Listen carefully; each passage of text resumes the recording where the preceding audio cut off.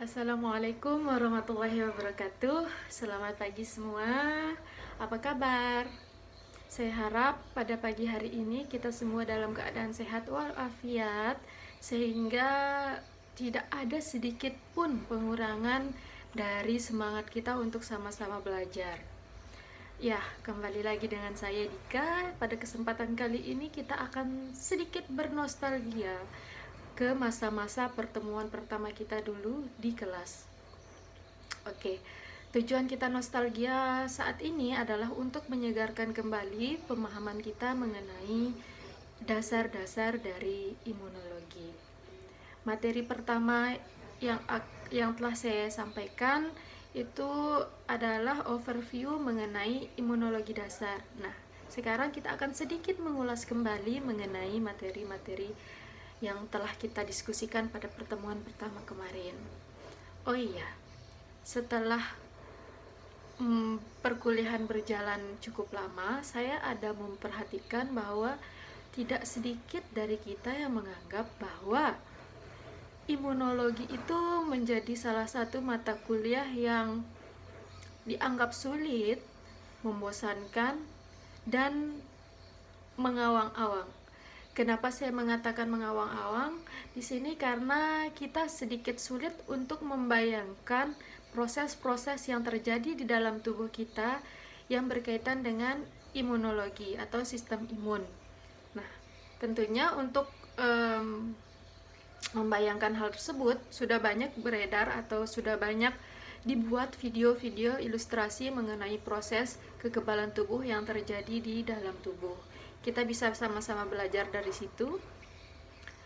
Kemudian agak sedikit disayangkan apabila mahasiswa, terutama mahasiswa kesehatan, menganggap bahwa imunologi itu sebagai salah satu mata kuliah yang sulit dan membosankan.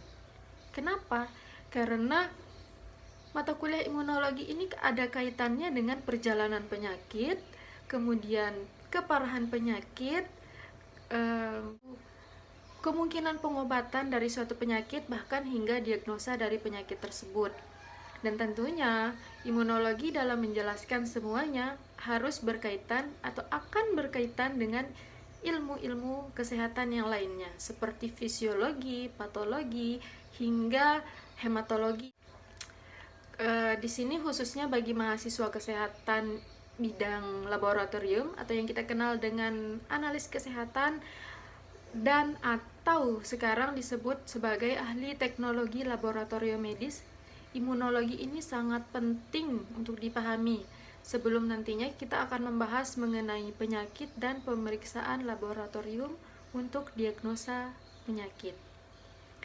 Baik, sebelum mulai ke pembahasan, saya ingin memohon maaf sebelumnya kalau ada bayangan di kacamata saya atau nanti akan ada suara-suara aneh atau asing selain dari suara saya selama video ini berlangsung. Oke, baik, langsung saja kita mulai.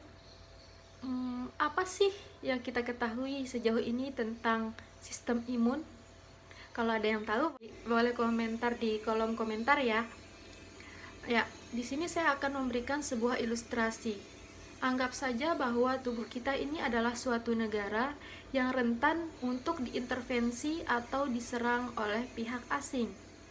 Maka, untuk mempertahankan kedaulatannya, negara membutuhkan armada atau tentara untuk melawan pihak asing yang akan mengintervensi negara kita. Dalam hal ini, sistem imun diibaratkan sebagai armada atau tentara yang tadi saya jelaskan. Jadi, sistem imun adalah suatu sistem yang terdiri dari berbagai macam komponen dan memiliki tanggung jawab dalam mempertahankan tubuh dari invasi asing atau yang lebih sering kita kenal dengan infeksi atau injury. Singkatnya, sistem kekebalan tubuh kita itu adalah sistem pertahanan terhadap benda asing yang akan masuk ke dalam tubuh.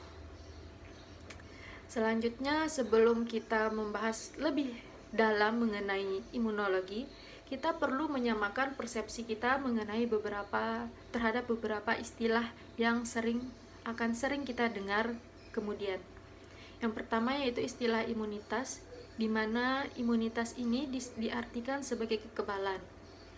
Seharusnya tubuh kita itu imun atau kebal terhadap benda-benda asing yang masuk ke dalam tubuh kita, karena kita mempunyai tentara untuk menyelamatkan diri dari benda asing. Yang kedua adalah antigen dan antibodi, di mana antigen ini merupakan substansi asing yang dapat menimbulkan respon dari sistem kekebalan tubuh kita. Antigen itu dapat berupa bakteri, virus, parasit, protein, hapten, atau hal-hal lain yang tidak saya sebutkan. Sedangkan antibodi itu sendiri merupakan salah satu komponen atau salah satu tentara yang ada di dalam armada sistem kekebalan tubuh kita, yang berperan dalam melawan antigen secara spesifik dan memiliki kemampuan untuk mengingat antigen spesifik yang pernah menginvasi kita sebelumnya. Istilahnya itu dia memiliki sistem memori atau ingatan. Yang ketiga adalah respon imun. Respon imun di sini adalah segala hal yang terjadi dalam tubuh kita sebagai akibat dari adanya paparan benda asing.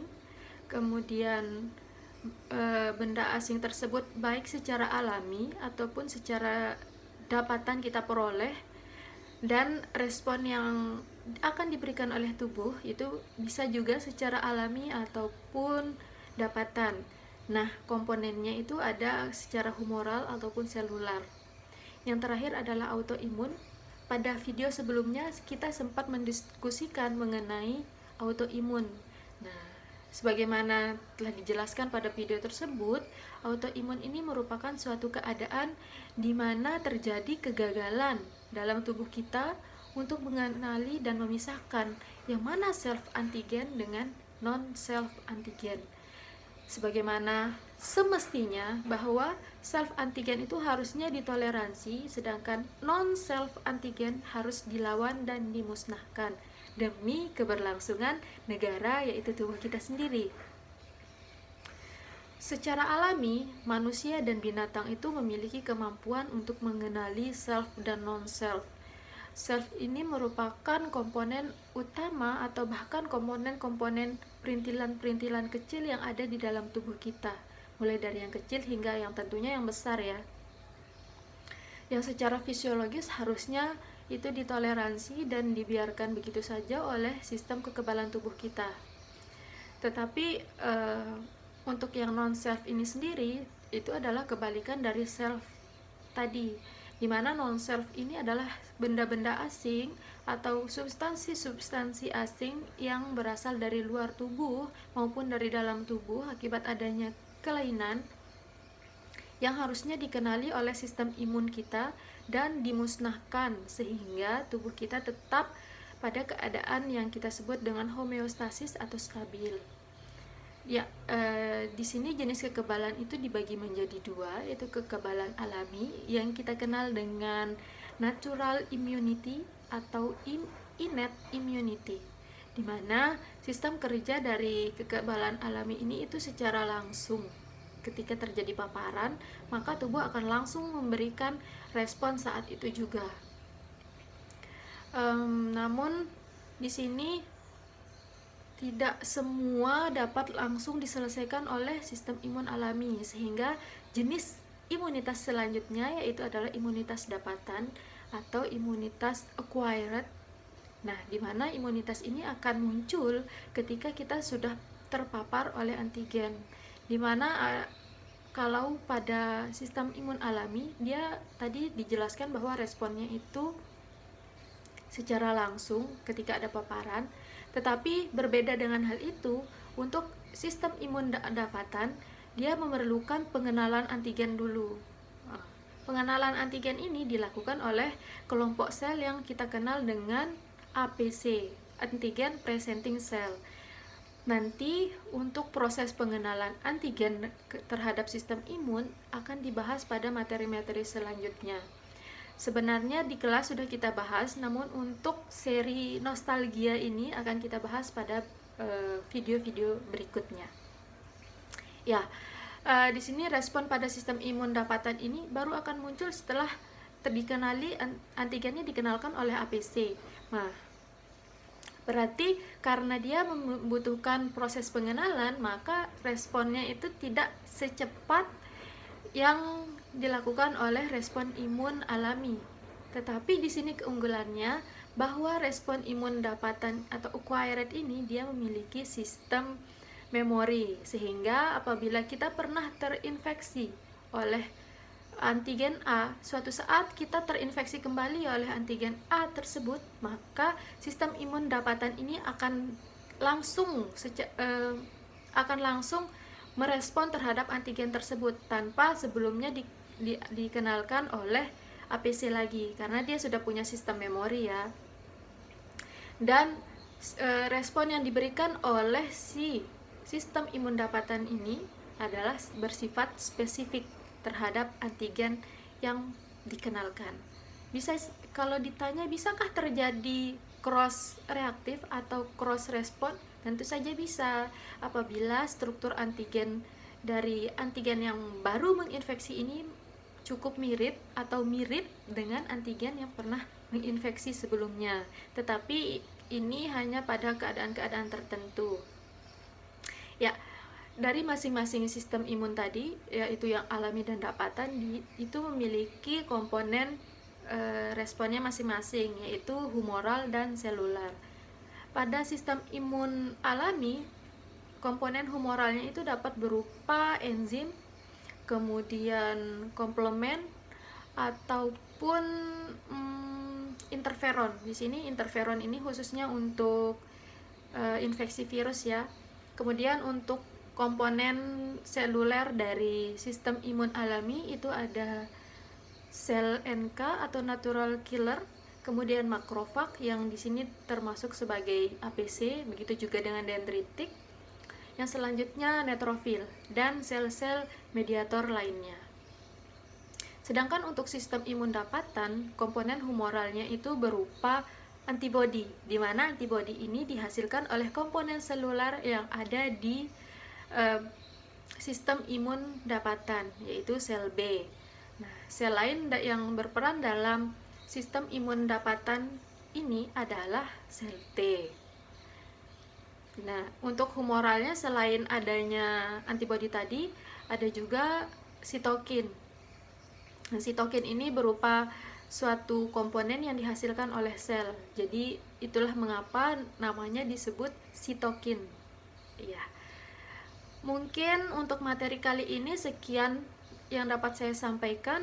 Semoga dengan video ini kita semua dapat lebih memahami kembali dan mengingat kembali materi-materi pendahuluan yang sebelumnya pernah kita diskusikan di kelas, baik secara langsung maupun melalui WhatsApp grup ya.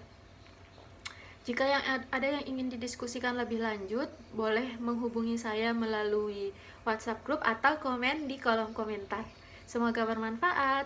Oh ya, jangan lupa subscribe ya apabila video ini dirasa cukup bermanfaat, dan tunggu update dari video-video pembelajaran lainnya. Terima kasih. Assalamualaikum warahmatullahi wabarakatuh.